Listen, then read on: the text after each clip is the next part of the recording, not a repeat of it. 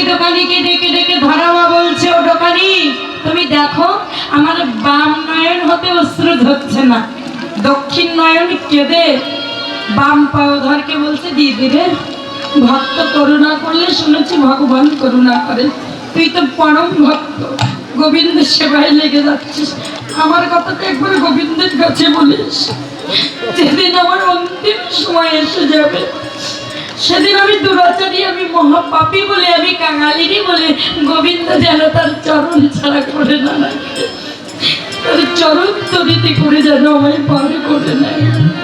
আহা, যথারীতি পয়দার ছেদন করে ভোলেনাথের হস্তে দিয়ে ধরামা মুঠি পসরা নিয়ে এলেন। যেই না ভোলেনাথ ওই পয়ধারকে ধারণ করলেন, আদ্যা শক্তি যোগমায়া বললেন, স্বামী তুমি আমার আদ্যা শক্তি নারী শক্তিকে অপমান করেছ। ভোলেনাথ কম্পিত হতে লাগলেন, হাত থেকে পয়ধার পড়ে গেলেন। ধরামা তাকে বক্ষে ধারণ করলেন, আর ধরামার থেকে এই ধরণীর থেকে একটা বৃক্ষের সৃষ্টি হলো ওই পয়ধার থেকে, যে বৃক্ষের নাম হলো শ্রীফল বৃক্ষ। আমার ভোলেনাথ বললেন, যোগমায়া আমি তোমার নারী শক্তিকে অপমান করছি না, এই যে শ্রীফল বৃক্ষের জন্ম হয়েছে যার নাম বেল, বলে এই বেল গাছের একটি পত্র যদি কোনো ভক্ত সব ভগবান চরণে পুষ্প ধারণ করবে, কিন্তু আমি কথা দিলাম এর একটি পত্র যদি কেউ আমার মস্তকে দিয়ে হরিবল বলে কেঁদে কেঁদে আমাকে ডাকার মতো ডাকতে পারি, অল্পেই সন্তোষ, আশুতোষ তার কাছে হরিবল বলে ধরাবে। বলে আমি তোমার নারী শক্তিকে অপমান করলাম না, আমি কথা দিলাম এই বেল বৃক্ষ একটা পাতাকে, শ্রীফল বৃক্ষের একটা পত্রকে যদি কেউ আমার মস্তকে দিয়ে আমাকে ডাকতে পারে, আমি তাকে অল্পই সন্তোষ আশুতোষ আমি তার কাছে হরিবল বলে ধরামা ছুটে এসেছে। এসে যেই না আজ রন্ধন করে আমার অতিথি নারায়ণকে সচ্চিদানন্দ বিগ্রহকে সেবা প্রদান করেছে, এক ফোঁটা রুধির মাটিতে পড়েছে, আর রক্তের বিম্বকে দর্শন করে ভগবান বললেন, মা তুমি কি অসুচি থেকে আমাকে আজ রন্ধন করে সেবা দিলে? ধরামা বললেন, না বাবা, আমি আমার বাম পায়ে ধরে কেটে বন্ধক দিয়ে তোমার সেবার ব্যবস্থা করেছি।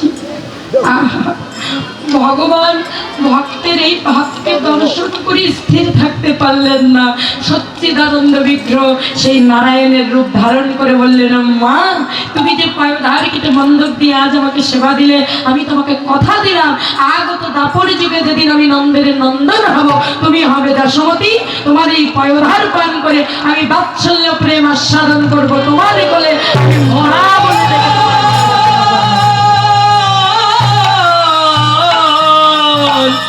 হরি হরি। শ্রীরামকে দেখে দেখে ভগবান বলছে, শ্রীরাম আমার পিসমী মাতা দেবকী মাতা 10,000 বছর ধরে সাধনা করে আমাকে গর্ভে ধারণ করবে বলছে, তার মনোবাসনা পূর্ণ হয়েছে, আর যশোমতী মা আমাকে পয়ধার বন্ধক দিয়ে সেবা দিয়েছে, সেই আজ আমার যশোমতী, আমি মাকে না বলি মাকে যেতে পারবো না, গোঠে যেতে পারবো না। আহা, তুই আমার মাকে অমন করে বলিস না, আমার মা যে নমনীর জন্য আমাকে গাছে বেঁধেছিল আমার লীলা করবার জন্য, বলে ধন কুবেরের পুত্রদ্বয় হয়গ্রীব এবং মণিগ্রীব যারা নারদ ঋষিবারকে দেখে লজ্জাকে নিবারণ করেন, আজ আমার কপিদের নিয়ে জল গেলিতে মগ্ন ছিলেন, তখন মহিলা যারা ছিলেন, নারী যারা ছিল, তারা বসন দিয়ে নিজের লজ্জাকে নিবারণ করেছিল, কিন্তু ওই যে হয়গ্রীব মণিগ্রীব তারা দেবপুত্র হয়েও, হয়গ্রীব মণিগ্রীব তারা দেবপুত্র হয়েও নারদ ঋষিবার মুনিবারকে দর্শন করে তারা লজ্জাটাকে নিবারণ করলো না।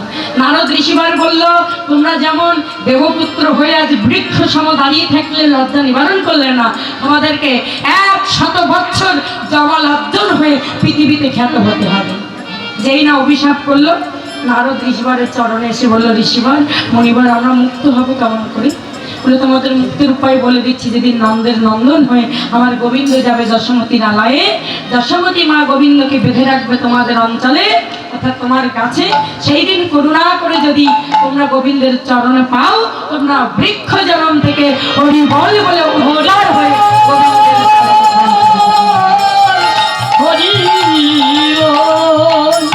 তাই তো জমলজ্জনের কাছে আমার মা আজ আমার গোবিন্দকে বেঁধেছিলেন তার লীলা করবার জন্য। এমন করে আমার মাকে বলিস না, আমার মায়ের কোনো দোষ নেই। আহা, এমনি ভাবে কানুতে শ্রীরামের কথা হচ্ছে, কানাইয়ের সঙ্গে শ্রীরামের। বলরাম দাদা পাশে এসে দাঁড়িয়েছে।